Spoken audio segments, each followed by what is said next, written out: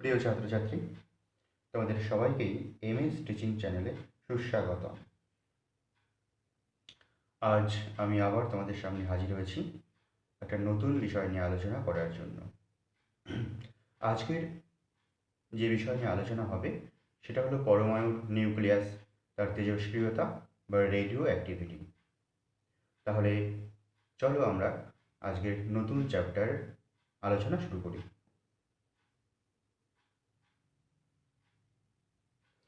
একটা পরমাণু যার আকার খুবই ক্ষুদ্র, তো সেই পরমাণুর মধ্যে একটা অংশ আছে নিউক্লিয়াস। যে নিউক্লিয়াসের আকার পরমাণুর আকারের তুলনায় অনেকটাই ক্ষুদ্র, প্রায় 1,00,000 ভাগের 1 ভাগ হলো নিউক্লিয়াসের আকার। পরমাণুর 1,00,000 ভাগ করে 1 ভাগ যদি আমরা নিই তাহলে নিউক্লিয়াসটার সমান হবে। তো সেই ক্ষুদ্র স্থানের মধ্যে অর্থাৎ নিউক্লিয়াসের মধ্যে কয়েকটি নিউক্লিয়ন মানে হলো নিউক্লিয়াস যে সমস্ত কণা দিয়ে তৈরি। তো কয়েকটি নিউক্লিয়ন মধ্যে অবস্থান করছে, যেগুলি হলো প্রোটন এবং নিউট্রন। তো ওইটুকু স্থানের মধ্যে এই নিউক্লিয়নগুলি কিভাবে অবস্থান করে, তারা কিভাবে থাকতেই বা পারে ওর মধ্যে। তাছাড়া আবার এই নিউক্লিয়াসের মধ্যে যেহেতু প্রোটন আছে, প্রোটনগুলি পজিটিভ চার্জ যুক্ত, তাই প্রোটনের মধ্যে পরস্পরের একটা বিকর্ষণ বল তৈরি হয়। যেহেতু সবাই পজিটিভ চার্জ, তাই পজিটিভ চার্জ একটা বিকর্ষণ তৈরি হচ্ছে। যে বিকর্ষণটাকে বলা হচ্ছে কুলম্বীয় বিকর্ষণ বল।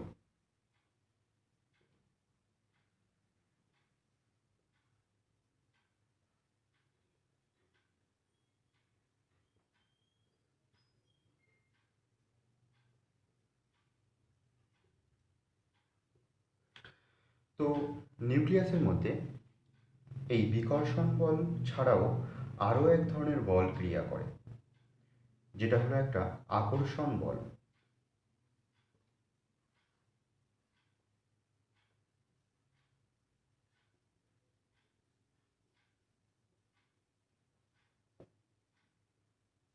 তাহলে এই দুই ধরনের বল পরমাণুর নিউক্লিয়াসের মধ্যে আছে। তো কুলম্বীয় বিকর্ষণ বল অর্থাৎ প্রোটন প্রোটন যে বিকর্ষণ বল, সেটা কেন হচ্ছে তোমরা বুঝতেই পারছো যে প্রোটন সব সমচার্জযুক্ত, পজিটিভ আধানযুক্ত।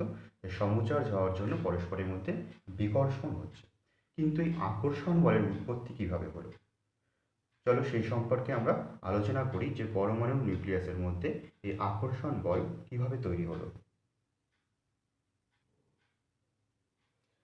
তোমরা সবাই পড়ে এসেছো যে সমযোজী যৌগ কী এবং তাদের মধ্যে কিভাবে বন্ধন সৃষ্টি হয়।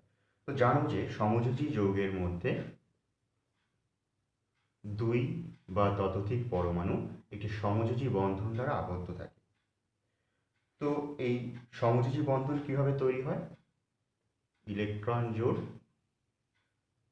পরস্পর ইলেকট্রন জোড়ের সাহায্যে সমযোজী বন্ধন তৈরি হচ্ছে, যার সাহায্যে এই দুটি পরমাণু পরস্পরের সঙ্গে যুক্ত হয়ে আছে। ঠিক একইভাবে নিউক্লিয়াসের মধ্যেও দুটি নিউক্লিয়ন মানে প্রোটন প্রোটন হতে পারে, প্রোটন নিউট্রন হতে পারে, অথবা নিউট্রন নিউট্রন হতে পারে।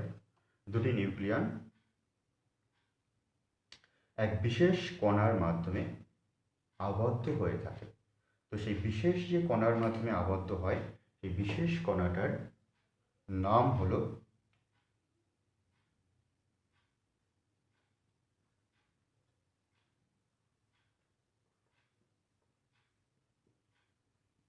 পাই মেসন কণা। এই পাই মেসন কণা সাধারণত 3 প্রকারের হয়ে থাকে: পজিটিভ পাই মেসন, নেগেটিভ পাই মেসন এবং প্রসম পাই মেসন। তো এই পাই মেসন কণাগুলি কিভাবে আদান প্রদান হয় চলো দেখে নেওয়া যাক। সাধারণত দেখা যায় যে একটা প্রোটন সে একটা পজিটিভ পাই মেসন কণা বর্জনের মাধ্যমে একটা নিউট্রনে রূপান্তরিত হয়। তো ঠিক একই রকমভাবে একটা নিউট্রন নেগেটিভ পাই মেসন কণা বর্জনের মাধ্যমে একটি প্রোটনে পরিণত হয়। দেখা যাচ্ছে প্রোটন এবং নিউট্রন পরস্পরে রূপান্তর হতে পারছে, যথাক্রমে এই প্রোটন থেকে নিউট্রন পাই পজিটিভ পাই মেসন, নিউট্রন থেকে প্রোটন নেগেটিভ পাই মেসন কণা আদান প্রদানের মাধ্যমে। শুধু তাই নয়, দুটি প্রোটনের মধ্যেও পরস্পর রূপান্তর হতে পারে। সাপোজ একটা প্রোটন P1 আর একটা প্রোটন P2, এরা পরস্পর প্রসম পাই মেসন কণা আদান প্রদানের মাধ্যমে রূপান্তরিত হতে পারে একে অপরের সঙ্গে। অনুরূপভাবে দুটি নিউট্রনের মধ্যেও পারস্পরিক রূপান্তর হতে পারে একই রকমভাবে প্রসম পাই মেসন কণা আদান প্রদানের মাধ্যমে। তো এই পারস্পরিক রূপান্তরের ফলে, অর্থাৎ প্রোটন থেকে নিউট্রন বা একটা প্রোটন থেকে একটা প্রোটন, একটা নিউট্রন থেকে আরেকটা নিউট্রন, এই পারস্পরিক রূপান্তরের জন্য পরমাণু নিউক্লিয়াসের মধ্যে একটি আকর্ষণ বলের সৃষ্টি হয়।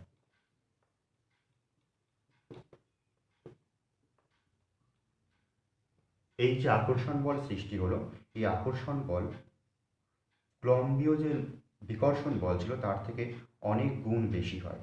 এর ফলে নিউক্লিয়াসের মধ্যে প্রোটন নিউট্রন যে নিউক্লিয়নগুলো আছে পরস্পরকে দৃঢ়ভাবে আবদ্ধ করে রাখে। এটি হলো ওই আকর্ষণ বল সৃষ্টির কারণ। তো এবার আমরা যখন ধীরে ধীরে পারমাণবিক সংখ্যা বৃদ্ধির দিকে অগ্রসর হই, তখন দেখা যায় এই আকর্ষণ বলের পরিমাণ থেকে কুলম্বীয় বিকর্ষণ বলের পরিমাণ আস্তে আস্তে বাড়তে থাকছে। তো সেই ক্ষেত্রে কি ঘটনা ঘটে আমাদের দেখে নিতে হবে। চলো দেখে নেওয়া যাক। তাহলে আমি যেটা বললাম যে পারমাণবিক সংখ্যা বা প্রোটনের সংখ্যা বৃদ্ধির সঙ্গে সঙ্গে কুলম্বীয় বিকর্ষণ বল বৃদ্ধি পাচ্ছে। আর এই কুলম্বীয় বিকর্ষণ বল যদি বৃদ্ধি পায়, তাহলে পরমাণুর নিউক্লিয়াসের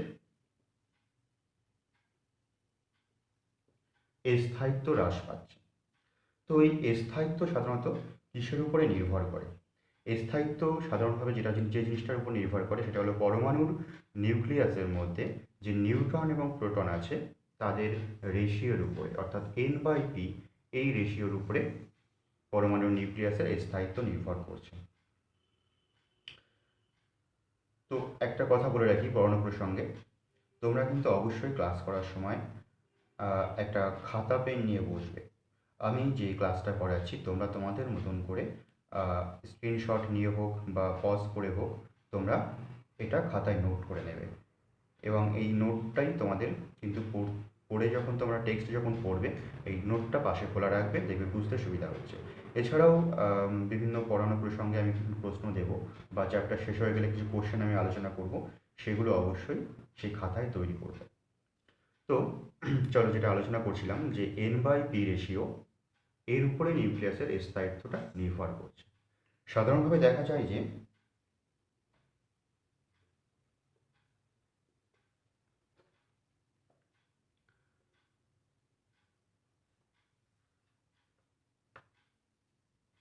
বিসমাথ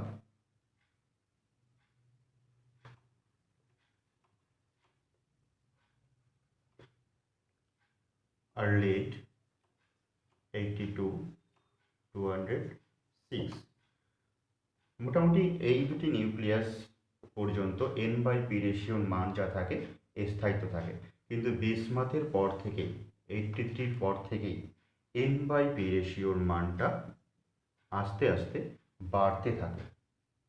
তো সাধারণভাবে দেখা যায় N/P রেশিওর মান যদি 1.5 এর মধ্যে সীমাবদ্ধ থাকে তাহলে সেই পরমাণুর নিউক্লিয়াসটা স্থায়িত্ব থাকে। কিন্তু যদি N/P রেশিওর মান 1.5 এর বেশি হয়ে যায় তখন সেই পরমাণুর নিউক্লিয়াসের স্থায়িত্বটা কি হবে? কমে যাবে, স্থায়িত্বটা হ্রাস পাবে।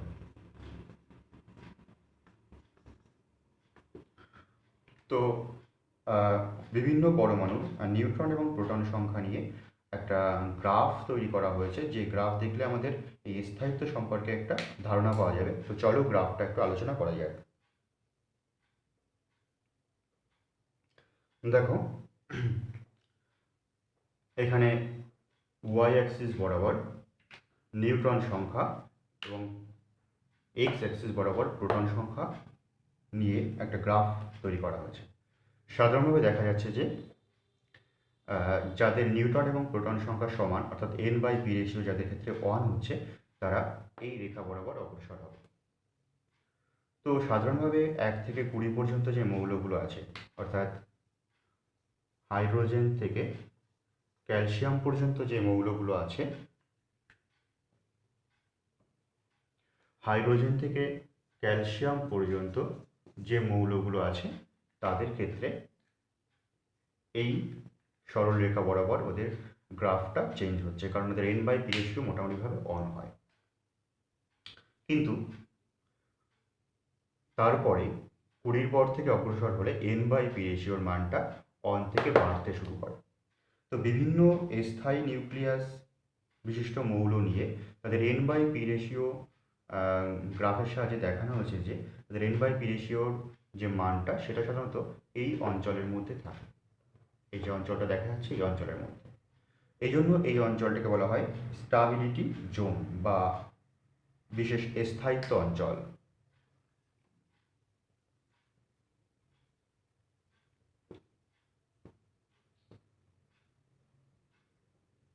Stability zone. তো এই স্টাবিলিটি জোনের মধ্যে যে সমস্ত নিউক্লিয়াস আছে তাদের n/p রেশিও দেখা যায় যে সেটা 1.5 এর মধ্যে থাকে। কিন্তু যাদের n/p রেশিও 1.5 এর বেশি হচ্ছে তাদের কি হচ্ছে, তারা মোটামুটি এইসব অঞ্চলে অবস্থান করছে। তো সেক্ষেত্রে যদি n/p রেশিও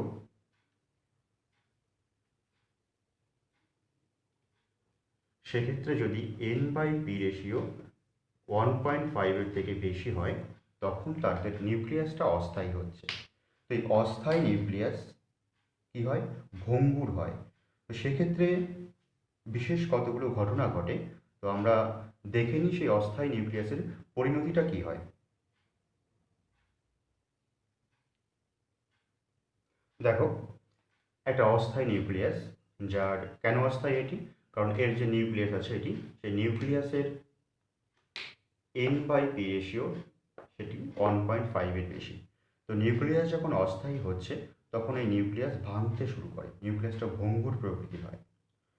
তো কীভাবে ভাঙবে, নিউক্লিয়াসটা বিভাজিত হয়। বিভাজিত হলে কি হবে, বিভাজিত হলে এক নতুন নিউক্লিয়াস তৈরি হচ্ছে। তো নতুন নিউক্লিয়াস তৈরি হওয়া মানে নতুন মৌলের সৃষ্টি হচ্ছে। যে মৌলটি সৃষ্টি হলো সেই মৌলের নিউক্লিয়াসের n/p রেশিও যদি আবার 1.5 এর থেকে বেশি হয়, অর্থাৎ সেটি ভঙ্গুর হয়, সেটি আবার ভেঙে যায়, ভেঙে আবার নতুন নিউক্লিয়াস তৈরি করছে। এইভাবে যতক্ষণ ওর নিউক্লিয়াস স্থায়িত্ব না পায় এই নিউক্লিয়াসগুলো ভাঙতে থাকে, অর্থাৎ নতুন মৌলের সৃষ্টি হয়। তো যে নিউক্লিয়াসটা ভঙ্গুর, অস্থায়ী, ভাঙছে, সেই নিউক্লিয়াসটা হলো তেজস্ক্রিয় নিউক্লিয় বা তেজস্ক্রিয় নিউক্লিয়াস। আর পরমাণুটি হলো তেজস্ক্রিয় পরমাণু।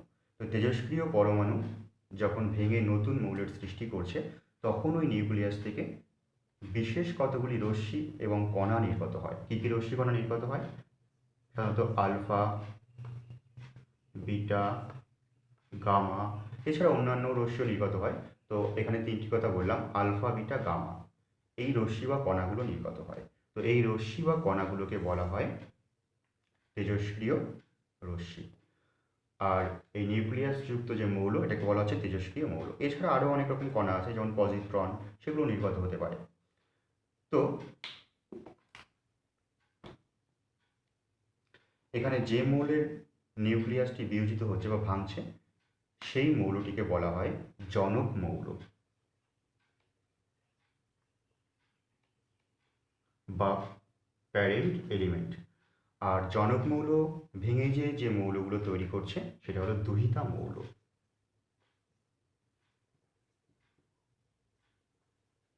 বা ডটার এলিমেন্ট। তো মোটামুটি এইটুকুই আজকে আমাদের আলোচ্য বিষয় ছিল। পরের আলোচনায় বা পরের ভিডিওতে অবশ্যই আলফা বিটা গামা যে রশ্মিগুলো বললাম সেই রশ্মি সম্পর্কে আমরা বিস্তারিত আলোচনা করব। তো পরের ভিডিও নোটিফিকেশান পাওয়ার জন্য তোমরা অবশ্যই চ্যানেলটি সাবস্ক্রাইব করে বেল আইকনটি বাজিয়ে রেখো। তাহলে আজ এইটুকু, সবাই সুস্থ থেকো, ভালো থেকো, টাটা।